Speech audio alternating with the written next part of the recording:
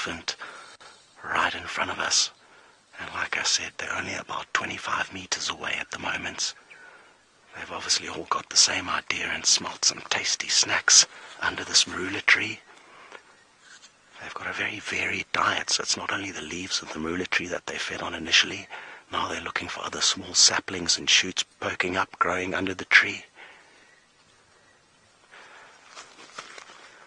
Hi Paula, you would like to know what is the worst predator that elephants have to worry about, and it's the lion. Even though it's uncommon for lion to hunt elephants, it is something that happens from time to time in unique scenarios. Most often when the lions have got very, very big prides, lots of mouths to feed, and not much other prey. So I'd say lion, and then hyena will also be opportunistic hunters of baby elephants.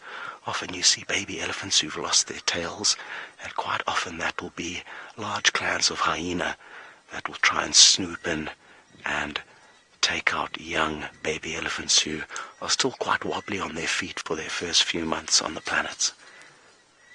Thankfully though, for elephants, they don't have too much to worry about out here in terms of other wild animals. It's just us as humans that give them a hard time.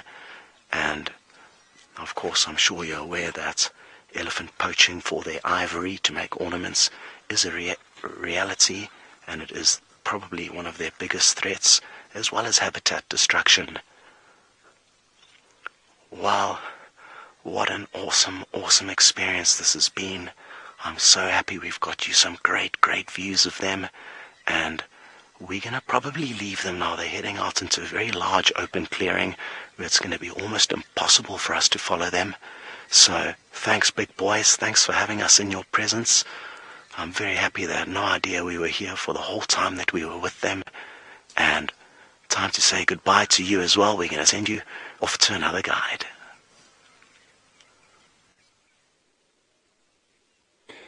Now, from one end of the food chain, we're watching food go into those elephants' mouths that were with Scott now. To the other end of the food chain, what happens to all the food when it comes out the other end?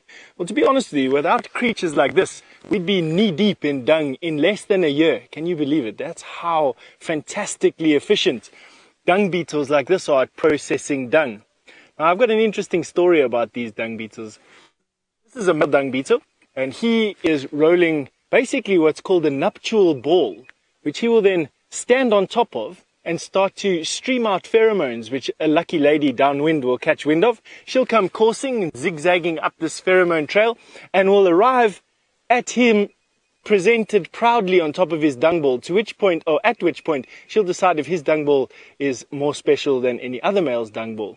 They'll then add to that dung ball, eat a little bit of it because that's what they like to feed on as well, and then they'll come and find a dung pile together, and they will then bury their dung ball after rolling it away. And one of the reasons why this dung beetle is putting the dung into a ball like this is because this particular dung beetle rolls the dung away to a suitable spot, then buries it and lays an egg on top of it. And after a few months, next season, the grub, the larvae, would have eaten all the dung. It would have then pupated and will come out the ground again as an adult dung beetle to start the whole cycle again. This particular dung beetle is called a plum-colored dung beetle. And you can see from the iridescence, the slight iridescence on its head. Let me see if I can get it up into the sky for you. See the slight iridescence on top of its head? Getting it shy. This is impala dung, so quite safe for me to touch. If it was lion dung or leopard dung or hyena dung, I wouldn't have touched it.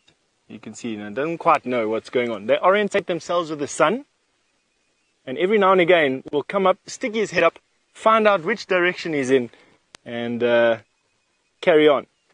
Now, if we are careful, maybe what I can see here is a mite. Underneath these dung beetles, sometimes, in that little joint between their thorax, this middle piece here, and their abdomen, you find little mites. These mites catch a lift on the dung beetles. They don't actually suck the dung beetle's blood. They're not parasites. And they basically catch a lift with the dung beetles from dung pile to dung pile, and then the mite climbs off and then feeds on flies' larvae that are lying inside the dung. Isn't that interesting? Now, Gillian, you've just made a comment that dung beetles are such busy little bodies, and you're absolutely right. Dung beetles can work through a pile of dung in a couple of hours. Now, this is a impala midden. An impala came through here, and judging from the consistency of this dung, this impala came through here probably around about midday, and already the dung is pretty much all put into a single ball. This dung beetle won't put all of it into a ball. He'll put just a little bit more in a ball before he rolls it away and goes and presents it to his lady. But isn't that incredible? They can work through a pile of elephant dung, which can weigh up to 40 pounds, I think, if you weigh every single elephant dung with all the water in it. And they can work through an entire pile of elephant dung in about 4 hours or so. Let's see if he goes on. What are you doing? Is he looking for some more dung? Interesting, hey? Look at the very powerful front paws that they use to pat the dung down with. Alright, now from one powerful little animal to another powerful and striking one. Let's go back and see what Tristan is doing with Tingana. Well, we are busy watching Viam's genius at work as he films the beauty of Tingana's coat and the pulsating breathing that Tingana is having as he sits here and tries to fend off everything. You can see his skin is twitching with all the flies that are landing on him. There's plenty of biting flies around. He's hot, he's uncomfortable, he's full, and the insects are driving him crazy. And it's funny to watch him because he's constantly twitching, moving, his head comes up, then he growls and kind of not very happy with all the insects, tries to bite them, and then he goes back down, and then the tail starts flicking, and he's really having an uncomfortable time. And I'm surprised that he's sitting there because there's a beautiful termite mound just off to our left that I showed you earlier. There's this big tree that he could go up into, which would have a lot of would catch a lot more of this breeze that's blowing than if he were to lay where he is now. So I'm not sure why he's down there. Maybe he's just finding it comfortable in the green grass. I'm not quite sure. Savage, yes, leopards will eat bugs if they have to. I've seen leopards feeding off winged owlets, so I've seen them lapping up termites before. But it's not a common situation to see. That would be a real kind of desperation or just maximizing an opportunity. At the end of the day, lapping up a whole bunch of termites doesn't take any effort whatsoever, and ultimately they are protein rich resource, and so it's sometimes why they go after them. But it's really a low down on the menu, particularly for the leopards that we see here in the Sabi Sands. These are big individuals, some of the biggest leopards in the world that we get here, both female and male, and so they need rather larger items to sustain themselves and to make sure that they're in a situation that they can actually feed and find the nutrients that they need. If you go to the leopards that are in the mountainous areas of South Africa, excuse me, down in Cape Town and in those areas, the Cederberg Mountains, those leopards there, the big males that you see are smaller than our females, and they will then rely on things like insects and small rodents much more than what our leopards here would do. But yes, it is possible that they will go after them. A leopard has got a very varied array of food, and we were talking earlier about them hunting rhino calves and buffalo calves and giraffe and those kind of things. But you also have a situation, you see how he growls at them and tries to bite them. Tinky, are you having a tough day, buddy? Is it hard at the office today? Shame. It must be uncomfortable when you're covered in fur and it's hot and there's insects all around you because you've been eating meat and they're trying to get the moisture from your nose and your gums. It can't be a pleasant experience at all, and so I'm not surprised he gets a bit grumpy with them. The good thing is that you saw him yawning. There we go, he's yawning now again, and that's sometimes an indication that he might get up. So maybe he's going to go, and the light is getting absolutely perfect for a little ascent into the tree, and so hopefully he does decide to stand up and walk off towards the tree, and maybe we'll get lucky with him going up and trying to get into that tree to go and feed off this female impala. He's not exactly rounded, so I'm sure he does have a chance to go and feed a little bit this evening. Right, well, while we wait and while we try and see if he does get up, let's go back across to Noelle, who I know is around and been driving about looking for all kinds of wonderful things, and I wonder what she's had on her travels this afternoon.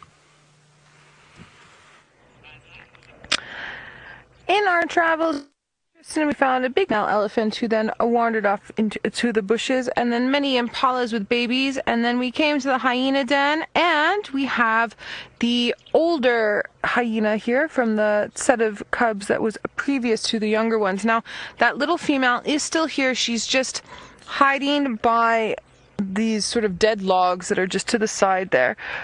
So you can maybe just see a wee bit of her stuck in there, but I think we'll just have to wait. The really good visual and the nice light is on that older one there. Now, I'm surprised that they're out. It has cooled down quite a bit, but it was a very, very warm afternoon. But surprised or not, I'm still chuffed for everybody. We get to have a look at the hyenas once again. I never tire of hyenas. They're always fun, even when they're just sleeping like this.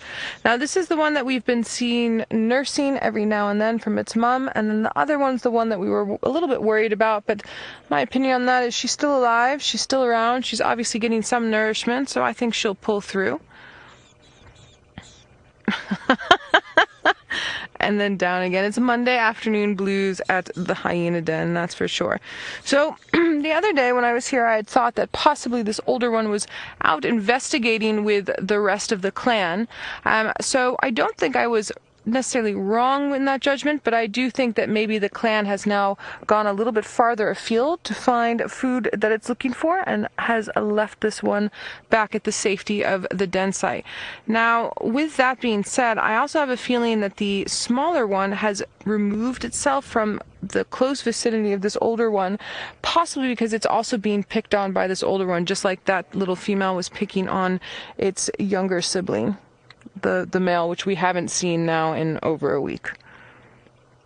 And they, as we know, they do that. They do perform siblicide or canism, and older ones are not always nicest to younger ones. A little spider hunting wasp that just flew past that hyena there. Now, this morning, Tristan had some really great vocalization from the hyenas, and I have a feeling it was from the little one. And the other day we were following some vocalization thinking that they had found a leopard, but I have a feeling that it was possibly one of these two calling out from somewhere not well, if it was the littlest one, it would have been from here, but possibly that older one. It's very high-pitched call, sort of woo, like that.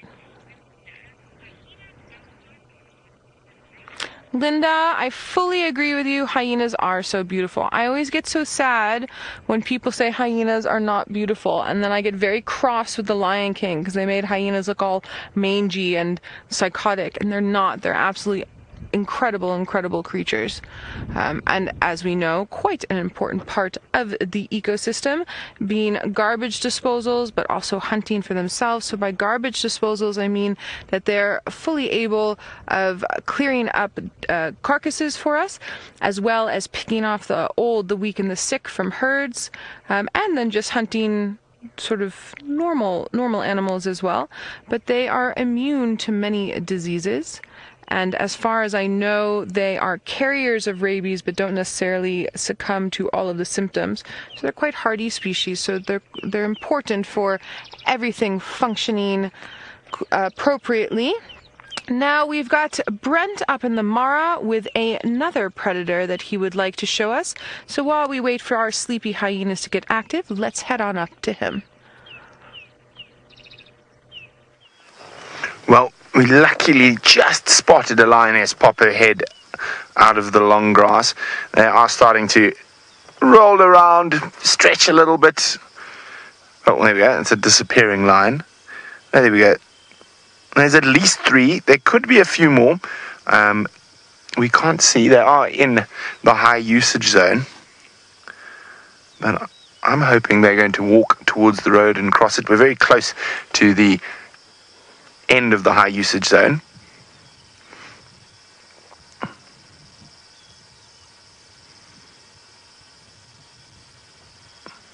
There we go. At least 3 lions. There could be 1 or 2 more hidden in the grass there. And there you can see a car driving along the edge of the Mara River with those lights. Does that look like one of ours? It looks like one of ours. Could be Jamie, could be Taylor. Difficult to see from this distance. But with that light, it's normally one of us.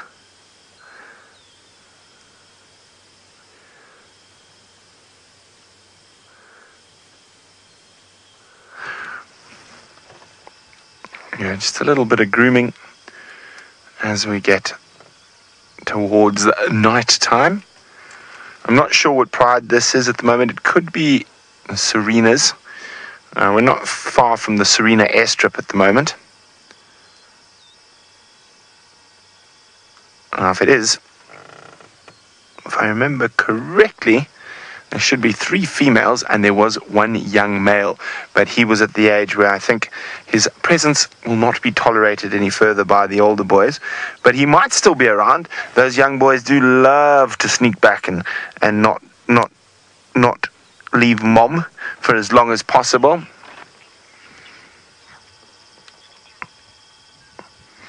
Ooh, well, we've got a very big predator, the biggest predator in Africa here in the Mara, but it sounds like Scott Dyson, on the other hand, has an equally ferocious but very small predator.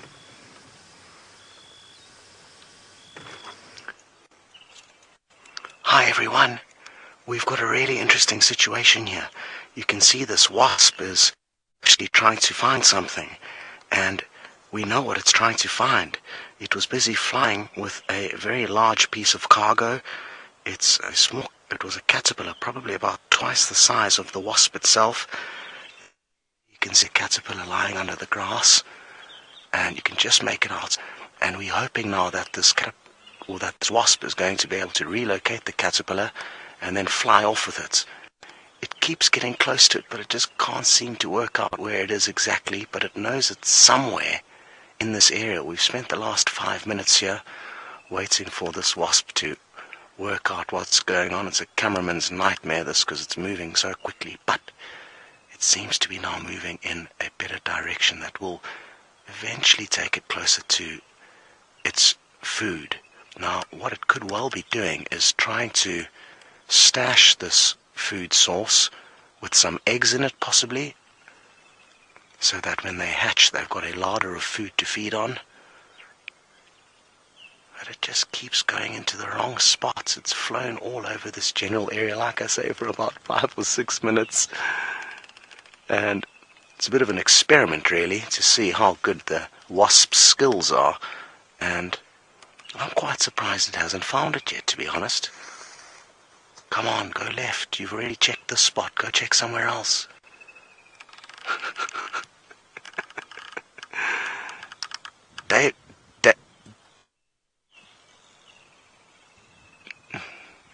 And it seems like this wasp just doesn't have the required skills to be able to relocate its prey. You wonder how it found it in the first place. I guess maybe it took so long to find it in the first place, which is probably a reason why it's spending so much time trying to re-find it. Okay. I feel so bad for it. It had such a tasty, juicy meal, but it's lost it.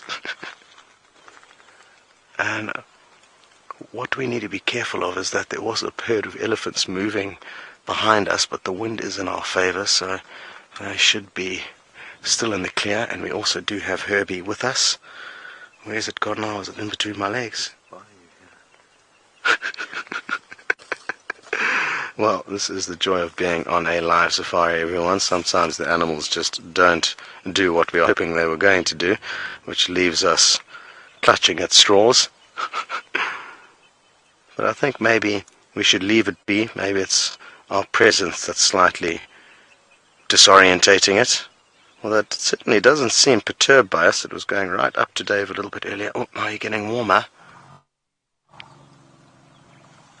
I'm not sure if you could hear that audio. There's a whole bunch of elephants letting off a deep rumble around us. Are we good, Herbie? We good. Herbie's our eyes. Oh, wasp got so close to the caterpillar, but now it's gone miles away again. Let's see if it doesn't come back. Come on, buddy. I've lost sight of him. There's the caterpillar. It's dead. It's already been killed by the wasp that would have envenomated it with its sting. Okay, well, I think we've tried our best here, and possibly it's going to be worth heading on, and so just getting a bit of distance between us and this herd of elephants that's in this quite thick vegetation behind us. And it sounds like it's a good time to send you back to Tristan and Tingana, who's showing a bit more sign of life.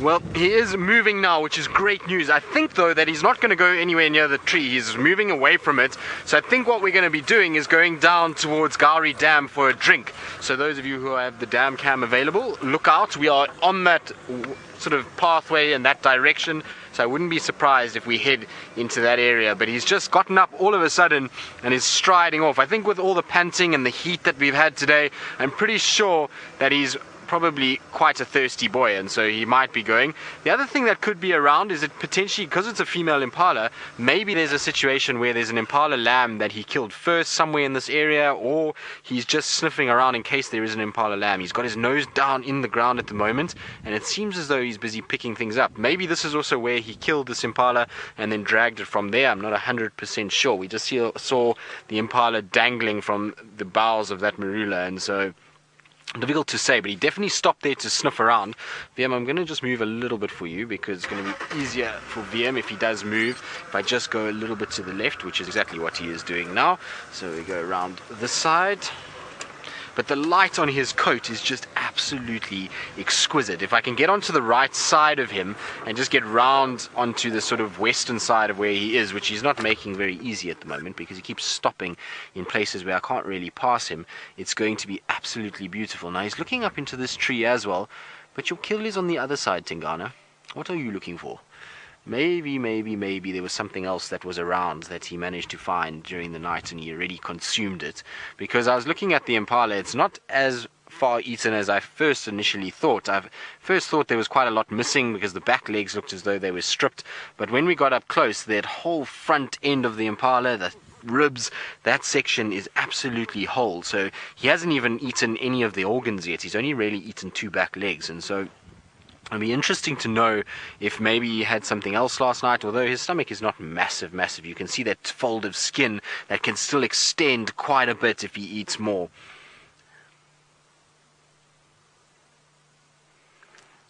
Ilana, who's 14 years old, you want to know why leopards don't get certain diseases like people do. Well, the thing is about all animals is that some animals suffer from things and that other animals don't. So there are bugs and viruses and bacteria that are unique to each species that have evolved to be able to kind of keep the numbers of that species down. If we think of humans, we've had malaria, we've got TB, we've got all kinds of things that we get, and some of the animals don't suffer from that because they've grown up for generations in these areas. A bit of scent marking and going to the toilet, and they've had a situation where they've been able to build up an immune system to a lot of the things that affect us. We take antibiotics and other things because our immune systems are not strong enough to deal with certain things. That's not to say that leopards and lions and various other predators don't get diseases of their own. We know that distemper, rabies, various other TB, these are all prevalent things in some of the cats that we get in this area.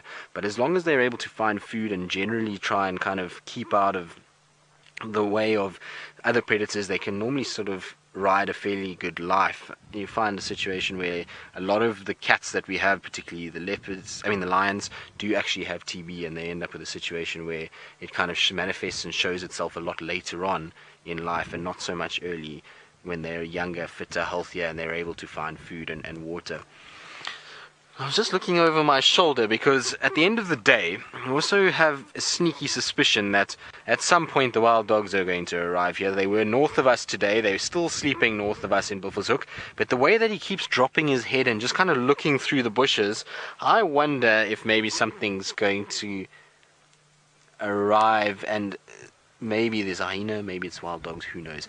Now, Kathy, you want to know how old do they get before they naturally die? Well, it depends on whether you're looking at males or females. Generally, the average age of a male is normally around 12 to 14 years old, whereas the average age of a female in these areas can go as much as 16. So it just depends on the area, depends on the density, depends on the type of animals that, well, amounts of animals that we've got in these areas that they're having to try and survive in. If there's a low density of leopard, sometimes you'll find that their lifespan can be a little bit higher and they can go as much as 18, 19, although here in the Sabi Sands I have seen a female leopard go past 19 and another one that got to 20, so that's two different females that really got quite old, and that is incredibly old even in captivity, so it's an amazing thing to see.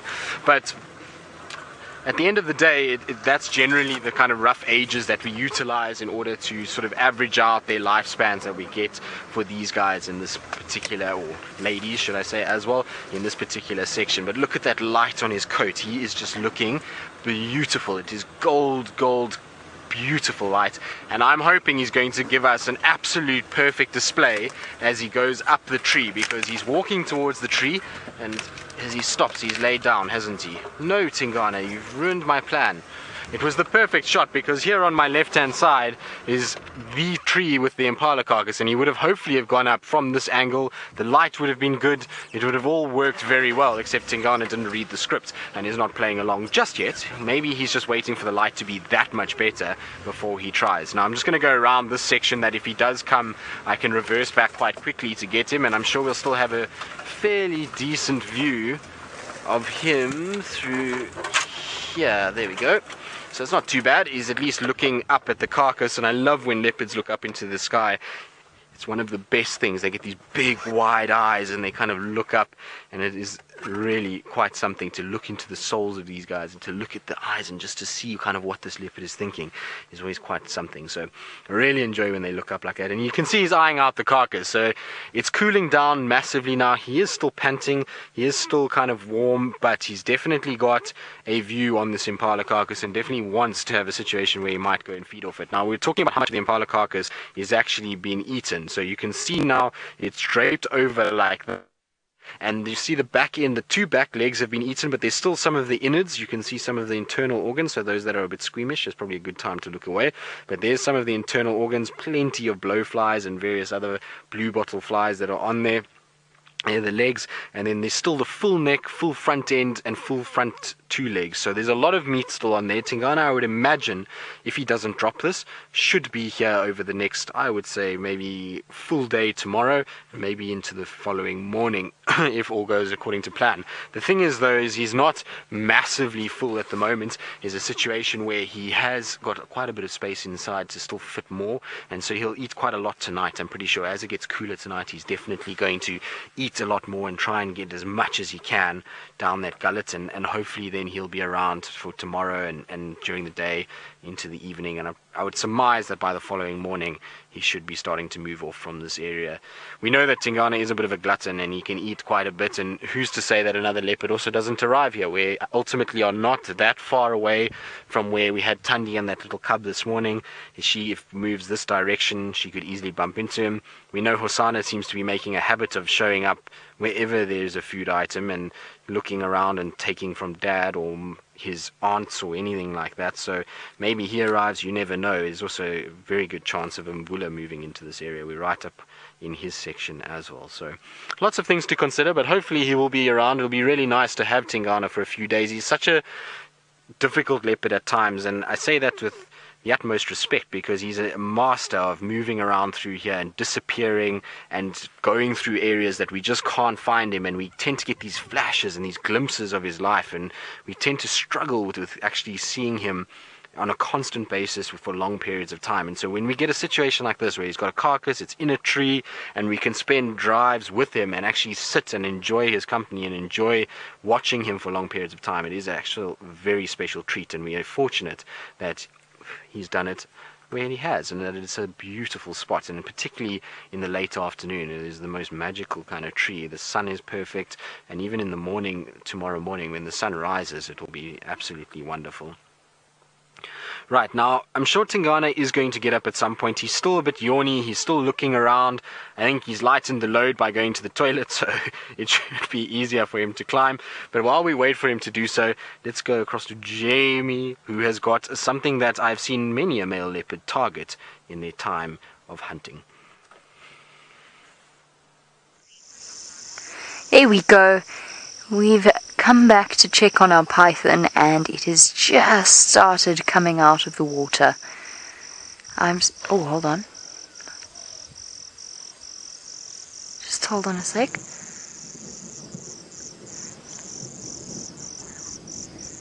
And here, elephants trumpeting and alarm calls.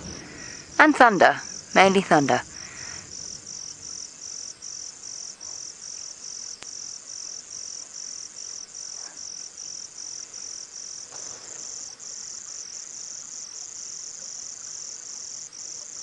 Sorry, I'm just trying to listen.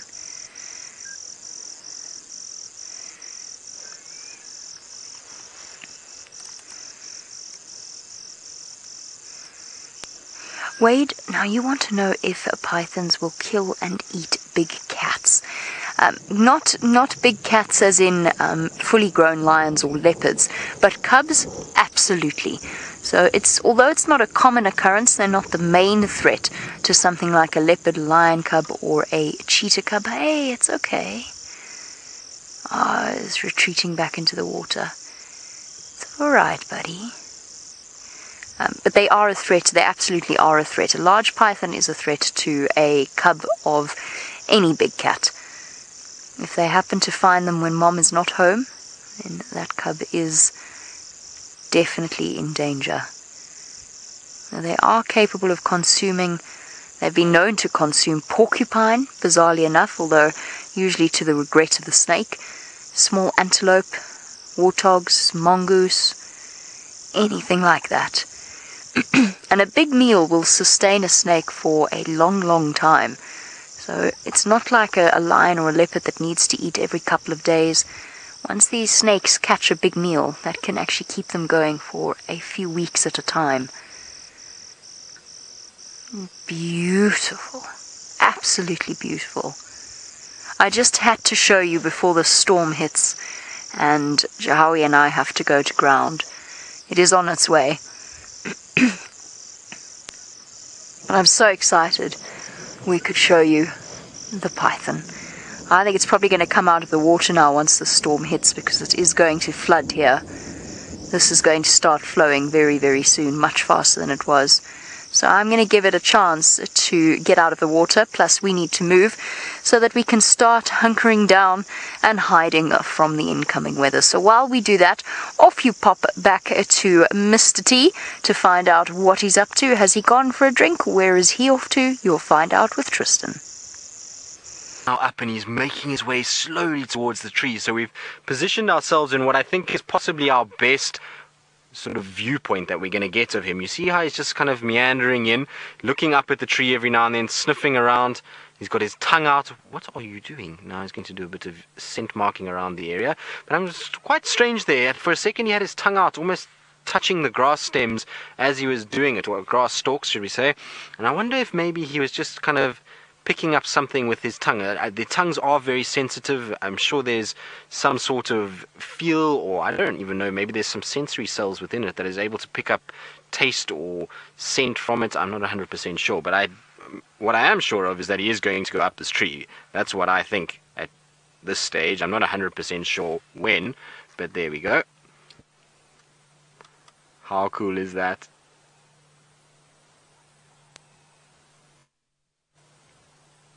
Come on. Looks like he's just catching his breath a little bit now before he goes up to the top. But watching a leopard climb is one of the most incredible things. The way that they just go up without even having to kind of worry, it's effortless for them. There we go. And that typical leopard jump as he goes up. How cool was that? I love it when leopards do that. It's the best thing, especially when they've got that little jump as they go up onto the branches and towards the carcass. It's the best, best, best. Well, that was cool. Well done, VM. Very nice. Now I'm going to try and get us into a situation. Don't fall, Tingana. Tingana's having a tough time there, I think. So I'm going to try and get us into a better position where we can try and just see him. Where the carcass is not that easy to actually see. So from where we are here, VM, I think it's going to be too extreme for VM, so let's try and just get back a little bit.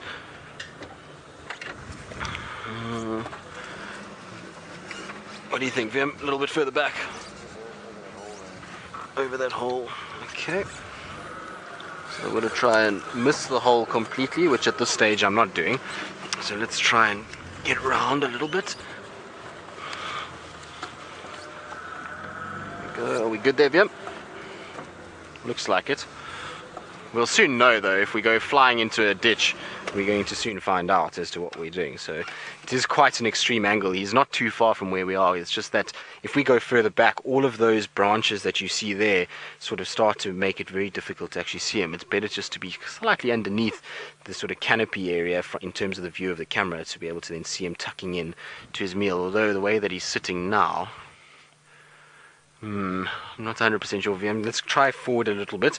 Nice to see his paw though, not so much the bits of impala that are hanging out, and there's that belly that's also being wedged in there. But I think if we go round a little bit, VM, we're going to be in a better space here to be able to see his face at least, because it doesn't even look like he's feeding now. It looks as though he's almost just licking the carcass and kind of panting a bit and just catching his breath from climbing. So we'll try and just go forward again and just see. I know I came through this way earlier. Problem is they've done a bit of clearing of certain branches. There we go, that's the money shot over there, so a lot better to be able to see him. Now I'm pretty sure Tingana is going to sit up here and he's going to feed and he's going to go ahead with going through that impala. So while we sit and watch him and see if we can get him coming out a little bit clearer than what it is now, let's go across to Steph, who's got a beautiful lanky animal on walk. Well, it wasn't quite 10 minutes that I promised you that we'd be following up on this giraffe. It's taken us the better part of the entire afternoon to find her again. And we finally managed to catch up to her as she's enjoying a sunset. And isn't that just a fantastic shot of a giraffe's head silhouetted against the clouds building up on the horizon? The heat of the day has finally managed to dissipate a little bit, and I'm telling you, I'm for one feeling a little bit more comfortable. It was boiling here at a stage, well up close to 100 degrees Fahrenheit at a point. Oh, we've got another giraffe coming in. I wonder if this isn't a male. No, it looks like another female. Come forward a little bit, Chan. You can see just there in the distance is another giraffe looking inquisitively on. Now, giraffe obviously rely on their eyesight as a way of detecting predators, and lion are very fond of eating giraffe. In some areas in the Kruger National Park where we are now, lion prides actually specialize in hunting giraffe and will quite often run as fast as they can after a giraffe, and in the hope of trying to make them trip over a branch or trip over some rocks, and then we'll bring it down. And it's not uncommon to find lions circling giraffe. Now, this one has managed to put her head underneath that bush and has disappeared. She'll stick her head up now. Funny enough, female giraffe do feed on plants at grass level, but it's very uncommon to see male giraffe do that. I know that this is a female because her ossicones, the horns, are quite delicate and they are tufted. A male's ossicones are like me, they're bald on the top and quite robust. They develop, or they keep on depositing calcium onto their ossicones throughout their life, and males get these big robust horns because of that, whereas females don't really. And there you can see a beautiful silhouette of a female giraffe. She's in really good condition, and I know that because she's looking plump and sleek. She doesn't have any massive tick loads on her inside of her thighs or under her tail, and I can tell all that even at this distance. When a giraffe is looking poor condition, their fur is tatty and they get huge tick loads behind their ears and on the inside of their thighs. And I can tell that these giraffes are not that and are very, very healthy. Oh, that is beautiful. Now, We're going to be sending you over to Noelle. She's also enjoying the sunset with her hyena. How beautiful is that sun just dipping behind those tiny little bit of clouds through that couple of dead trees. Absolutely gorgeous. The wind's picked up a little bit. I was just saying to Senzo now, feels as if we might get some rain maybe very late this evening or early tomorrow morning. We haven't had rain in about a week, so it will be nice. But we can just take a small moment of silence and enjoy these beautiful colors. Listen to the wind rustling through the leaves now.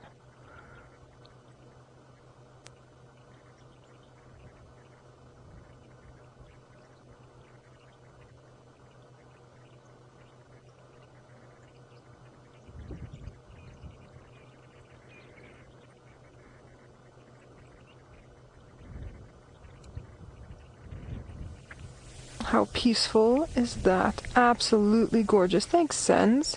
Beautiful camera work, as always. Alright, well, our hyenas have lifted their heads ever so slightly, maybe 3 times. The older one is still lying just at the mouth of the den, and the younger one is still in her little bush. She did groom herself slightly and then completely flat. They're having a very, very nice nap. I would guess that if they haven't sort of started stirring now, that it will probably take them about another 20 or 30 minutes. Oh, that's nice. You can actually see the foot structure, really lovely there, with the 2 pads on the bottom and toes that are very, very, very close together. We do a lot of tracking with you, and we get a lot of hyena tracks out here. Well, while we are waiting for any sign of movement from these amazing little creatures, let's head back to Tristan with his wonderful Tingana. Well, he is being wonderful if you like watching him eat, because he is tucking in with a lot of vigor at the moment. He's gotten himself into that stomach cavity, and he's eaten what looked like the liver just now. He pulled a big chunk out. I don't know what it was, but he seemed to devour that in a space of seconds. And the way that he's eating, as though he's never eaten before, he's absolutely hoovering down this impala. And so there's going to be a situation where maybe I'm wrong, maybe he won't be here tomorrow night, but he certainly is going at it the best way that he can. What's also interesting is I've just been watching with VM, and I was talking to him about it, is that in the last few times I've seen Tingana, I've noticed that on his right paw, now we can't see it very well now because he's just moved his paw, but hopefully he'll move it back a little bit.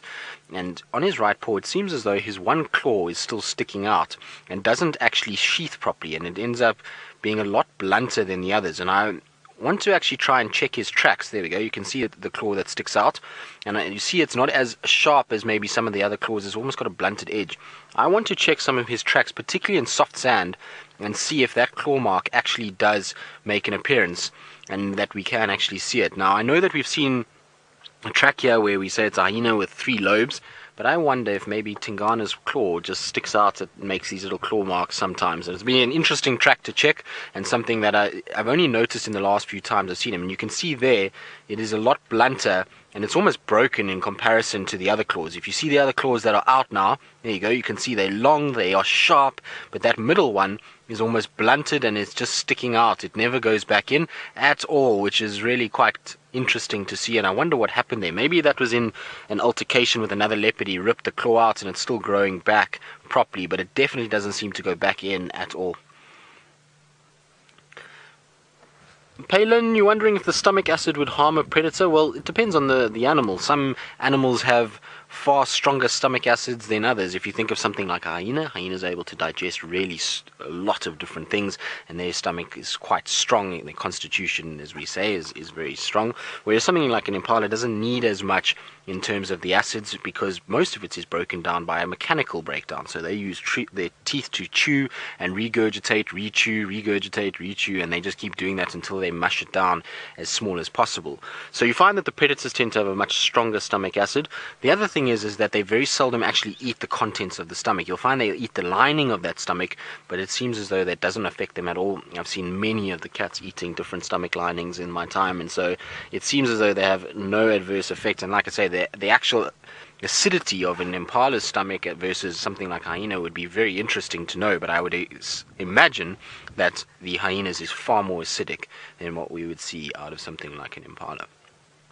But it's amazing to watch him manipulate this carcass, and you can see he's basically going through the sternum now, so he's gotten some of those internal organs, and he's now just eating his way straight through, opening everything up, and I'm pretty sure soon we're going to see him going in towards the heart, if it's still inside there, and a few other things, before he'll then start feeding his way down the neck and then around the rump areas to get rid of all of that, and then eventually he'll finish up with legs and head.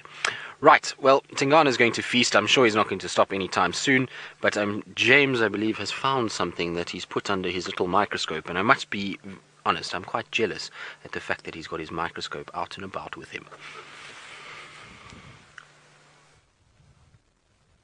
Well, I'm quite jealous of you and your leopard in the tree, Tristan, so fear not. Our mutual jealousy shall have benefits for all. Have a look at the microscope.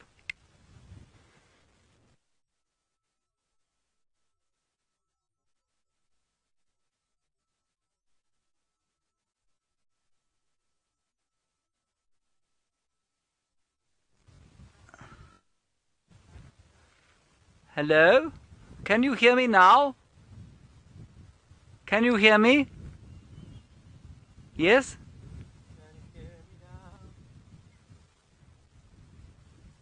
I don't know. Oh, right. You can hear me now. Good, excellent. There we go. A cocoon. Marvellous. I don't know what lived in it.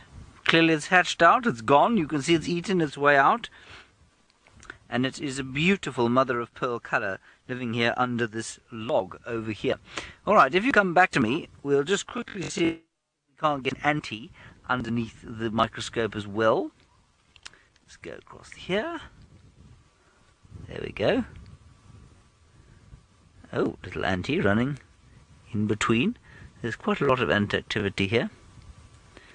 Ideally, we want something slightly more obvious, like a caterpillar. It doesn't run quite the same as the speed as an ante. Anyway, there's the sand. I'm not sure if we're on the microscope picture or on me. Are we on me or the microscope? Okay, we're still on the microscope. Alright, I think come back to me, otherwise people are going to begin to get nauseous. Okay. And there we have a little ant. Oh, no, it's gone. Hang on, wait. Come on, ant. Please behave.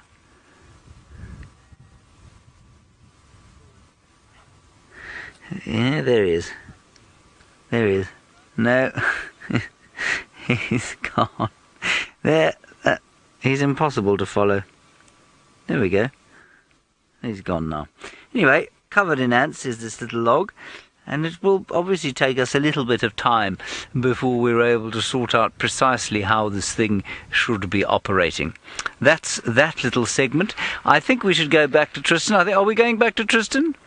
Are we going back to Tristan, or shall I find something else? I'm sorry, I don't remember what we're doing. Oh, we're not going to go to Tristan, we're going to go to Scott. I'm not sure what he's got, what he's doing, where he is, or what he's going to tell you.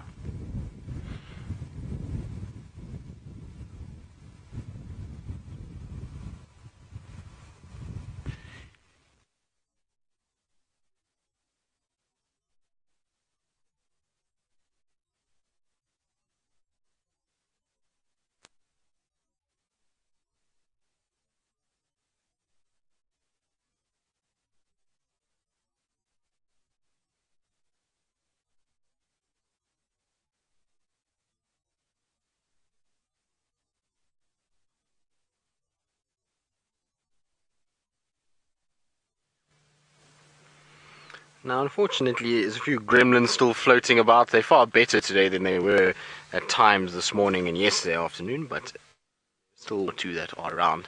It is just the most beautiful scene though at the moment. We've got Tingana feeding up in the tree, and he's, like I say, really going to town. He's kind of opened up that whole stomach area, and he's going now just through the back of the ribs and up onto those fillets, and you can see the few of the stomach kind of things that have now come out because of him splitting that stomach area open.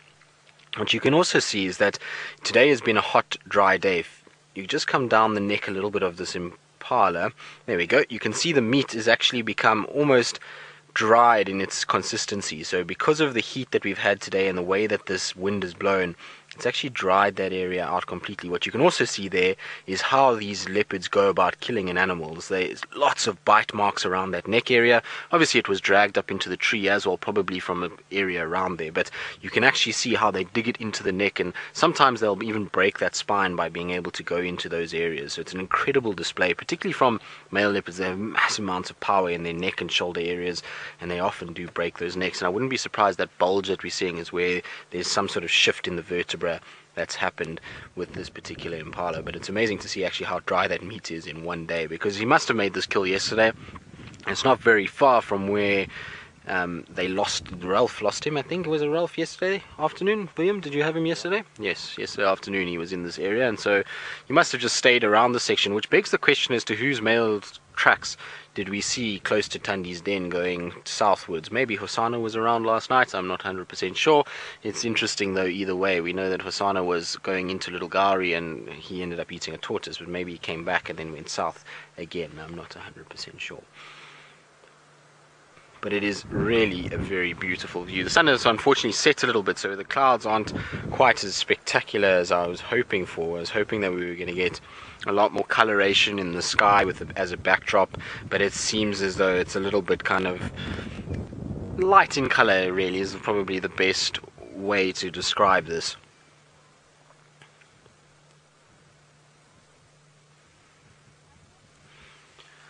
Guide Monkey, wondering if predators have a concept of when a carcass is no longer edible. I think it depends. I think it depends on how desperate they are. So last year during the drought, we saw that many of our predators turned their noses up at any buffalo that wasn't freshly killed. So many of the lions would kill multiple buffalo in a day. Hyenas even did the same thing, where they weren't going to go after anything that wasn't fresh, and so they turned their noses up at carcasses that were 6-7 hours old. Whereas now, because of the lack of buffalo, I think you would find a situation that all the predators, lion and hyenas and leopard, would maximize every little bit of a buffalo carcass if they could. So I think it depends on time of the year. It depends on the environmental factors as to how much food is available at the time. The more food that is available, the less likely they are to be eating rotten meat when they can get fresh meat. And it depends on the individual. I've seen some leopards that turn their noses up quite quickly at carcasses and abandon carcasses dangling in a tree. I've seen others that will eat every last morsel. At the end of the day also, as we were talking about just now, the acids and the constitutions of these leopards in terms of their stomachs and various other things, they're able to digest fairly rotten meat. And so I've seen leopards feeding off carcasses that are 5, 6, 7 days old, even in heat like this, covered in maggots, but yet they're still able to consume it if they're hungry. So I think it's just more a situation of survival, and as hungry as they can be, they'll then try and obviously get food and try and get as much out of it as possible. It's amazing watching all the little bits falling down. There's little bits of fluff that are falling every now and then, a few insects that are around as well. And I'm pretty sure those insects are not as impressed with Tingana. Before he was up there, it would have been absolute free-for-all for all of those insects. They would have been able to lay their eggs all over those bits of exposed meat and try, especially flies. Now that he's up there, he's shifting and moving the carcass so much, I think a lot of the flies will have unfortunately flown away.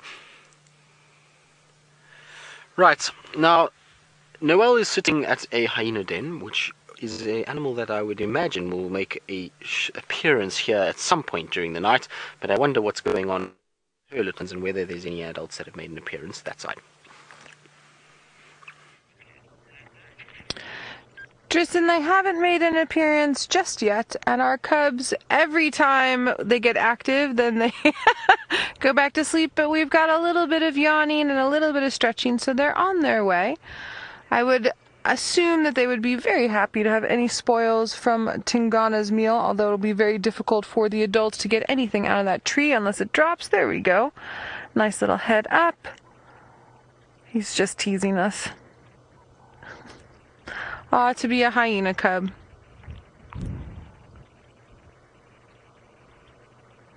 Part of the reason why this youngster keeps lifting its head up the way it's doing, one, it's starting to wake up a little bit more, but the wind keeps blowing from different directions. It's circling a little bit, not a full-on circle, but just enough.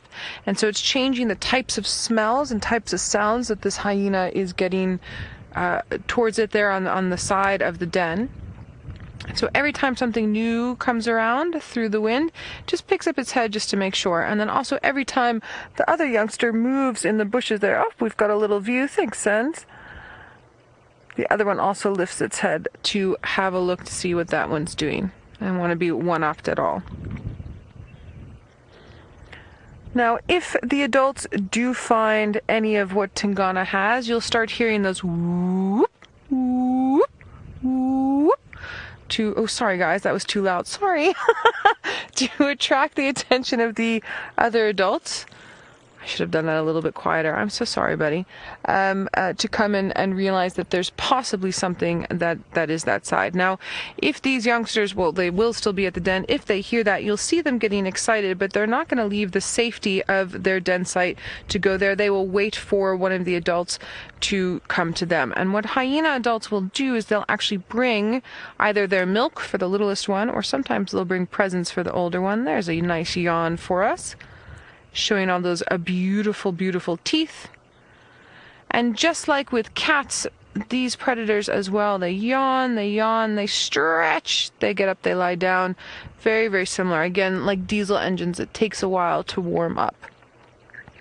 So gearing up towards a big cat week on Nat Geo Wild, I'm sure we're going to get a lot of questions about hyenas. Are they cats or dogs? Hyenas are actually neither. They're just a hyena. But taxonomically, they do fall under cats and then carry on into their own little section. So that is why we call these little ones cubs as opposed to pups. If they fell under dogs, then they would be called pups. As a very large side note. Alright, well, since our hyena cubs are being lazy, let's head back over to Tristan, who's got a feisty Tingana busy with his kill, and we will see you tomorrow. Indeed, he's being rather feisty with his kill. He's slowly but surely lapping up, and it actually looks like he's busy drinking there. You see, sometimes they will drink blood, and so you sometimes see them kind of drinking the blood that forms in the cavity of the ribs, and so it looked as though he was busy licking things up.